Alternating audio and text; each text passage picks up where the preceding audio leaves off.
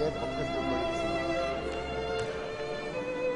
Bon, je vous remercie de vos réponses que cette Assemblée a suivies avec beaucoup d'attention. Et en plus, vous avez su vous inscrire tout à fait dans les créneaux horaires qui vous avaient été indiqués. Donc je vous en félicite grandement. Et je vous invite maintenant à donner, si vous le souhaitez, vos impressions sur cette soirée des grands échanges et de bien vouloir conclure vos interventions. D'abord, merci pour ces interpellations, pour ces questionnements qui m'ont conduit à préciser, autant que je l'ai pu, la conception que j'ai de la fonction à laquelle je prétends et des défis que nous aurons à relever. Si je veux donner une conclusion, c'est qu'une campagne présidentielle, ce n'est pas simplement une compétition entre personnes. Il y aura beaucoup de cela. L'un dira qu'il est président et qu'il a donc reçu la formation appropriée. Il sera dit de l'autre qu'il n'a même pas été ministre. Comme si, quand je regarde la composition des gouvernements depuis 10 ans, je ne serais pas plus cruel, je me dis que ma condition est quand même plus élevée, mais c'est à démontrer. Bien sûr que ce sera une compétition personnelle qui est capable, donne conviction, une sincérité suffisante pour entraîner le pays. Mais c'est d'abord une élection présidentielle, un enjeu de société, une affaire collective dont le pays doit s'emparer. Ce n'est pas une joute. Il y a des éléments de clivage qu'il faut reconnaître. Il y aura des choix qui vont engager la nation pour longtemps. Il y aura sûrement des conséquences très importantes pour notre protection sociale, pour nos valeurs, pour notre école. Et si on ne dit pas la hauteur des enjeux, alors on sera dans la médiocrité des débats, dans la facilité, dans le mensonge, dans la réduction du grand sujet à de médiocres intérêts. Donc c'est une affaire collective. Je ne gagnerai que s'il y a un mouvement collectif.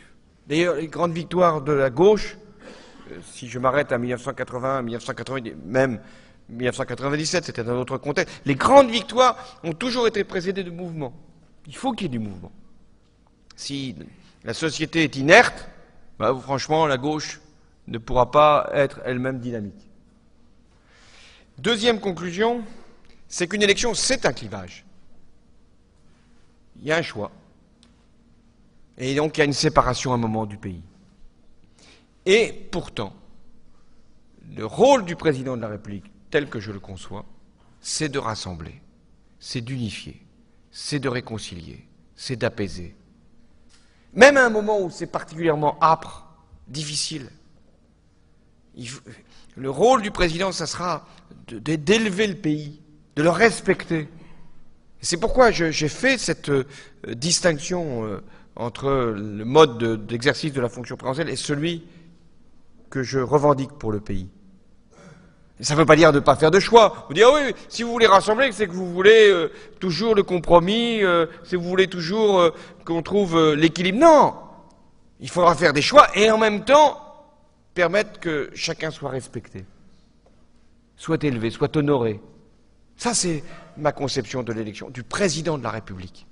Le président de la République, ce n'est pas un homme ou une femme qui sépare, qui stigmatise, qui divise. Ça doit être celui ou celle dans lequel le pays se reconnaît, même s'il n'a pas voté pour lui.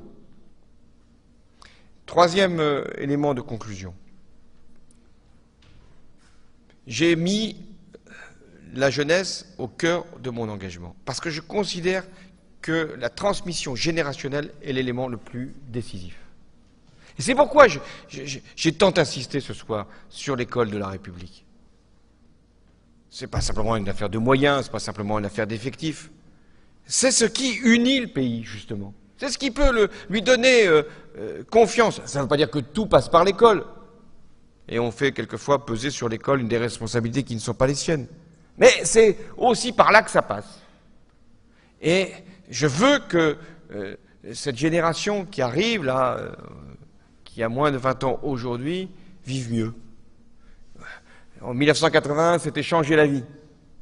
Ben déjà, si on changeait la vie des moins de 20 ans, si au terme du quinquennat, donc en 2017, si je suis choisi par les Français, je constatais que la génération nouvelle vit mieux qu'en 2012, j'aurais finalement conscience d'avoir réussi.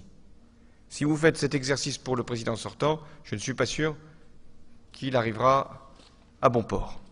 Mais ce qui compte pour moi, c'est non pas d'être à la tête d'un navire, je me méfie, je vous l'ai dit, de ces métaphores de navigation, mais ce qui compte, c'est de pouvoir emmener une génération vers le progrès. Je vous ai parlé du progrès, parce que c'est ça la grande idée. Si la République ne porte plus le progrès, la République sera menacée dans son essence même. Et moi, je suis un républicain. Et un républicain, il doit porter le progrès.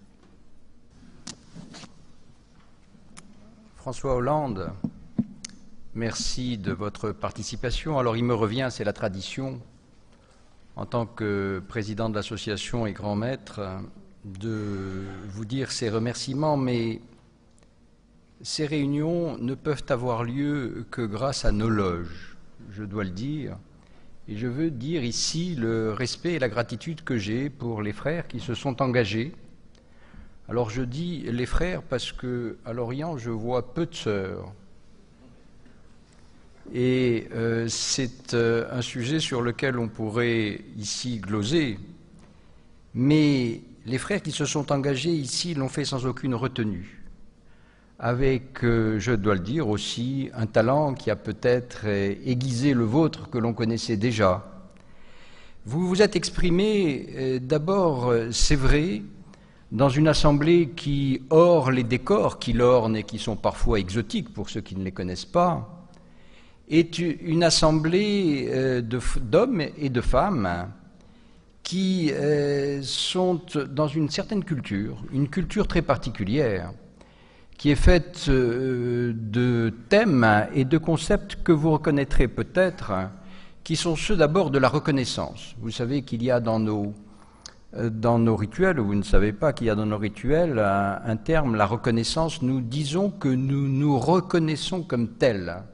Et ce thème de la reconnaissance, reconnaître l'autre, qui est l'un des fondements de notre engagement, est quelque chose de très important, parce que si vous avez évoqué toutes ces difficultés que nous vivons à l'heure actuelle, en particulier dans les banlieues, en particulier et surtout, bien sûr, avec la jeunesse, qui est aussi une de nos préoccupations, c'est qu'il y a là toutes des franges de population qui ne sont pas reconnues comme telles et à qui on donne des a priori, des descriptions qui sont des descriptions, qui éventuellement les fixent dans des caricatures où ils ne se reconnaissent pas eux-mêmes. Les jeunes ne sont que des adultes en devenir. Et nous essayons de dire que ce sont les acteurs de la société actuelle. Les jeunes sont ici et maintenant en vie, avec une nécessité pour nous, c'est de reconnaître leur participation à la société. C'est la première des choses. C'est la première des choses et qui évitera qu'il y ait parfois des débordements. La deuxième chose, c'est qu'il y a chez nous un désir profond d'affirmer notre identité sociale. Ce terme d'identité sociale qui est dans la recherche des révoltes au-delà de la Méditerranée, c'est aussi la recherche d'une légitimité que l'on retrouve à l'intérieur de la République, que l'on devrait retrouver à la République, et qui est souvent nié à l'heure actuelle. Le citoyen, vous l'avez dit, mais nous l'affirmons ici, disparaît devant des impératifs. Et ça, c'est une des problématiques de la laïcité. Parce que c'est vrai qu'on a entendu dire qu'il y avait des cléricatures et que certaines cléricatures étaient plus légitimes que d'autres, qu'il y avait un certain nombre de spiritualités qui étaient plus légitimes que d'autres. On oublie que Jean Jaurès, en 1885, disait déjà que la plus grande chose qu'il y a au monde, c'est la liberté souveraine de l'esprit. L'esprit ne se mesure pas à l'aune des religions, et quand l'on dit que l'instituteur est moins légitime peut-être dans la société que le religieux, on peut se poser un certain nombre de questions, mais d'autres questions arrivent qu'on n'a pas trop évoquées. C'est celle d'autres cléricatures qui sont les cléricatures de l'argent. Et quand l'on voit dans certains pays, en Italie, M. Monti, pour ne pas le nommer, en Grèce, M. Papademos, à la BCE, des hommes qui sortent de chez Goldman Sachs, on peut le dire, qui ont été des salariés pendant longtemps d'une banque qui pourtant s'est trouvée à l'origine de notre crise, on est quand même fondé à se poser un certain nombre de questions sur ces cléricatures maintenant qui font de l'argent une mystique. On ne l'a pas peut-être suffisamment évoqué ici. Remettre l'argent au rôle d'outil et non pas de fin, c'est quelque chose qui nous tient à cœur et qui nous oblige parfois de sortir des discours qui sont des discours qu'on nous dit utopiques, simplement parce que nous sommes dans une obligation de système qui nous contraignent et où la liberté que vous avez évoquée est parfois la dernière des choses. Autre chose, enfin, pour terminer, qui nous, ici, nous tient à cœur, c'est le sentiment que vous avez évoqué avec d'autres mots d'une dette sociale. Nous avons, au Grand Orient de France, et en général dans la franc-maçonnerie, le sentiment que nous avons une dette sociale dans la mesure où nous disposons d'un savoir, qui est un savoir acquis dans nos loges, et donc d'un pouvoir, parce qu'on en revient finalement à votre conclusion, la conclusion c'est celle du pouvoir. Et nous avons un certain pouvoir, et que nous avons aussi le sentiment qu'il est moral de le dire à un moment. Il est moral de l'exercer. Et nous reconnaissons les hommes qui s'engagent en voulant réhabiliter aussi le politique. Voilà un certain nombre d'éléments qui font que ce débat aura été enrichissant pour nous. Alors, nous ne vous avions pas donné toutes les clés, évidemment.